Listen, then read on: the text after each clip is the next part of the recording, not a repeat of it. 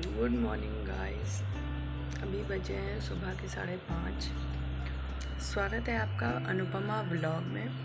और summer vacations हो गई हैं ख़त्म और आज से यशी का स्कूल है, तो आज मैं 5:30 बजे उठ गई थी। और उठ गई थी क्या, 5:30 बजे उठ गई हूँ। और अभी जा रही हूँ यशी का नाश्ता बनाने। और आज है आषाढ़ी और कल से हो जाएंगे सावन स्टार्ट। तो आज पूजा होती है आषाढ़ी की, तो उस पूजा में मैं जो जैसे भी पूजा करती हूँ और जो बनाती हूँ वो सब आपसे शेयर करूँगी गाइस। तो सबसे पहले यशी की तैयारी करते हैं और यशी को स्कूल भेजते हैं, फिर दिखाएंगे आपको कि मैं किस तरह से आषाढ़ी की पूजा करती हूँ। छुट्टियों के बाद पहला दिन था, तो इतनी जल्दी मैं उठी हूँ छुट्टियों के बाद 5:30 बजे। तो मौसम भी बहुत सुंदर था, तो मौसम का व्यू दिखाना तो बनता था। हल्के हल्के बादल थे, सूरज पूरी तरह से निकला नहीं था। मैंने थोड़ी देर बाहर टाइम बिताने के बाद, थोड़ी देर अच्छे से नींद खोलने के बाद मैंने यशी के नाश्ते की तैयारी करना स्टार्ट कर दिया। यशी को पूड़ी ले जाना था, तो मैंने भी उसकी तैयारी स्टार्ट कर दी।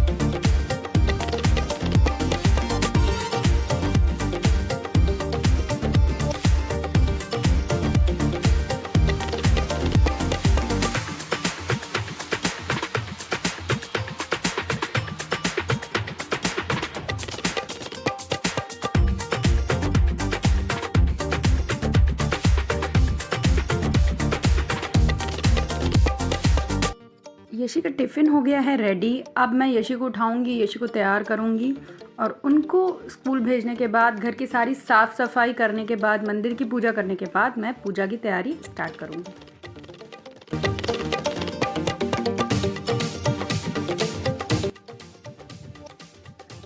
अब मैं रेडी हो चुकी थी, भगवान की पूजा करना स्टार्ट कर दिया था। भगवान की पूजा में इस दिन सफ़ेदा आम का भोग लगता है, पूरी प्रॉपर मंदिर की सफाई होती है। तो आज मेरे पास काम बहुत होता है और आषाढ़ का आखिरी दिन होता है और सावन की तैयारी होती है। तो पहले तो आषाढ़ की जो ये पूजा होती है, पूजा कंप्लीट करनी होती है, फिर मंदिर की अच्छे से सफाई करनी होती है, क्योंकि दूसरे दिन से सावन लग जाते हैं और सावन में मंदिर की रोज़ पूजा होती है, शंकर जी की पूजा होती है। तो मैं पूरा काम फिनिश कर चुकी थी गाइस। अब मेरी सुबह की पूजा हो गई है डन। तो अब मैं आषाढ़ी आषाढ़ा बनाऊंगी। सबसे पहले वो आपको दिखाऊंगी मैं किस तरह बनाती हूँ, और फिर उसके बाद भोग बनाऊंगी जिसका भोग भगवान को लगता है और आषाढ़ी आषाढ़ा को भी लगाया जाता है। सो गाइस, तो शेयर भी करती जाऊंगी और बनाती भी जाऊंगी। ये गोबर का घोल है। असल में जो ताज़ा गोबर होता है वो सुबह प्रॉपर मिल नहीं पाता, क्योंकि लेने उनको जा नहीं पाते। तो मैं क्या करती हूँ, मैं जो कंडे होते हैं उनको पानी में भिगो देती हूँ सुबेरे, और वो गीले हो जाते हैं और इन्हीं के ही आषाढ़ी और आषाढ़ा बनते हैं। मैंने वॉल ख़राब ना हो इसलिए पेपर लगा रखा है। वैसे तो वॉल में ही बनते हैं, लेकिन यहाँ वॉल ख़राब हो जाती है तो सही नहीं हो पाते। तो इस तरह से मैं पेपर में वही गोबर का जो घोल आपको दिखाया था, उसी से ही मैं आषाढ़ी आषाढ़ा दोनों तरफ बना लेती हूँ। और जब भोग बन जाता है पूरा, तो इन्हीं का ही भोग लगता है, इनको स्नान कराया जाता है, इनकी सारी पूजा का प्रोसेस होता है। वो मैं आगे आपको दिखाती रहूँगी कि किस तरह से मैं करती हूँ। अब यहाँ पर मैं पूरा कंप्लीट इनको बना लूँगी और तब मैं भोग बनाने की तैयारी करूँगी, ताकि ये अच्छे से, क्योंकि गीला होता है तो सूख जाए। भोग में बिड़ही और सीरा और घुइयाँ की सब्जी बनती है। तो पहले मैंने बिड़ही में जो भरा जाता है दाल, चने की दाल को छौंकूंगी, उसको अच्छे से पकाया जाता है। तो मैंने यहाँ कुकर में देसी घी, हींग, जीरा डाल दिया है और अच्छे से डालकर इसका तड़का ऐसा तैयार कर लिया। और इसी में ही मैं चने की दाल डाल दूँगी जिसे मैंने रात में भिगो कर रख दिया था, और इसमें हल्दी और नमक, ये तीनों चीज़ें डालकर और थोड़ा सा पानी, ताकि दाल अच्छे से पक सके। इसमें सीटी लगा लूँगी, कम से कम 6 सीटी लगानी होती हैं। साथ ही साथ मैंने सीरे के लिए आटे को भी कलहारना स्टार्ट कर दिया है। इस पहले गेहूं के आटे को हल्का हल्का कलहारना होता है, तब तक हल्की आंच में कलहारना होता है जब तक ये हल्का सा लाल ना हो जाए। फिर इसमें थोड़ा सा देसी घी डालकर और कलहारूंगी। इस तरीके का ये लाल हो गया है।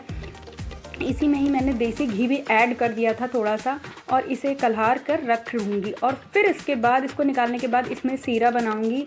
सीरा में गुड़ का यूज़ करा है और पानी का यूज़ करा है, आप शक्कर भी यूज़ कर सकते हैं।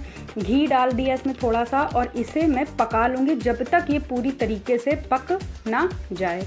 जब ये अच्छे से पूरा मेल्ट हो जाएगा, फिर इसमें आटा जो हमने कलहारा था वो डालकर इसको अच्छे से चला लूँगी और अच्छे से पक जाए। ये लपसी इसको कहा जाता है और शीरा भी कहा जाता है। उसे बन गया है। इसमें हल्की सी इलायची भी मैंने ऐड की थी ताकि अच्छी सी खुशबू भी आए।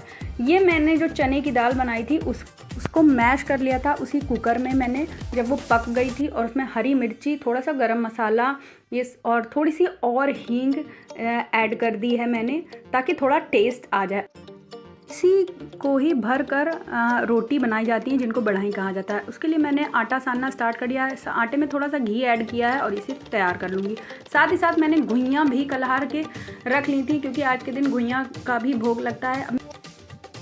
सुबह से बहुत सारा काम हो जाता है तो किचन बहुत फैल जाता है, तो किचन को अब मैं समेटूँगी और उसके बाद पूजा करके सारा नाश्ता करूँगी। मेरा भोग हो गया है रेडी। मैंने बिड़ही सेक ली थी भर के, पराठे की तरह जैसे सेकी जाती हैं उस तरह से रोटी बनाई जाती है और उसमें घी लगा लिया जाता है, देसी घी।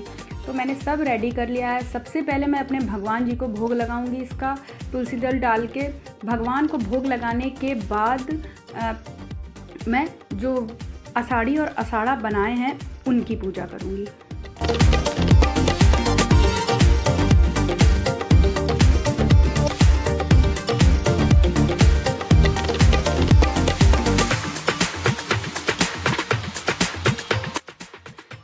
अब मैंने थाली तैयार कर ली थी। थाली में मैंने गंगा जल, चावल, फूल, सिंदूर, रोली, ये सब चीज़ें रख रखी हैं। सबसे पहले मैंने उनको स्नान कराया गंगा जल से, फूल से, और फिर उन पे रोली लगाई, सिंदूर लगाया और भोग लगाया। भोग लगाने के बाद उनमें चावल छिड़के। इस तरीके से मैं सारी आषाढ़ी आषाढ़ा की पूजा कर लूँगी। दोनों तरफ दरवाजे के दोनों तरफ बनाए जाते हैं और दोनों तरफ पूजा की जाती है। टोटल 7 आषाढ़ी आषाढ़ा बनते हैं, 4 इस तरफ 3 उस तरफ, और फिर उनकी पूरी प्रॉपर पूजा की जाती है। जो भोग बनाया जाता है वो सारा भोग चढ़ाया जाता है, सिंदूर लगाया जाता है और रोली लगाई जाती है। ये सब चीज़ें लगाने के बाद पूजा संपन्न होती है।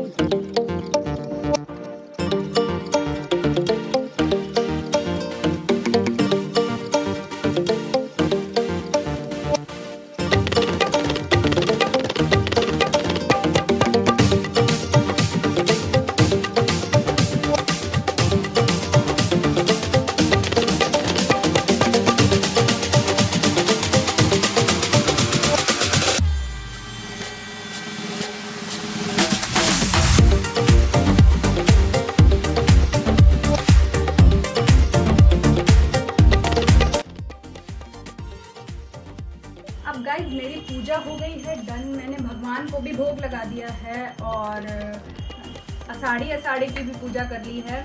और अब जो है अंगूर का नाश्ता तो नहीं कराया था मैंने, क्योंकि हो गई थी मुझे लेट और इसलिए वो चले गए थे। तो भगवान को भोग लगाने के बाद मैंने, क्योंकि मैं पूजा करने के बाद ही खाती हूँ, तो अब जा रही हूँ जो मैंने भगवान को भोग लगाया था उसी से ही मैं भी नाश्ता करूँगी। और मैं अपने व्लॉग को अब यहीं फिनिश करती हूँ। मिलती हूँ आपसे नेक्स्ट व्लॉग में। Bye bye guys.